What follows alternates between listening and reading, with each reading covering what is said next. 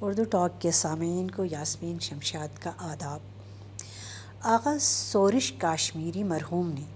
کسی کا نام لیے بغیر اپنے وقت کی قوم کی رہنماؤں کا تعارف مندرجہ ذیل نظم میں کچھ یوں کرایا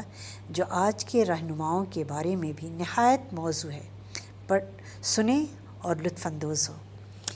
کچھ ایرے ہیں، کچھ غیرے ہیں، کچھ نتھو ہیں، کچھ خیرے ہیں، کچھ جھوٹے ہیں، کچھ سچے ہیں، کچھ بڈھے ہیں، کچھ بچے ہیں، کچھ ململ ہیں، کچھ لٹھے ہیں، کچھ چیمے ہیں، کچھ چٹھے ہیں، کچھ دلیر اور بٹیرے ہیں، کچھ ڈاکو اور لٹیرے ہیں،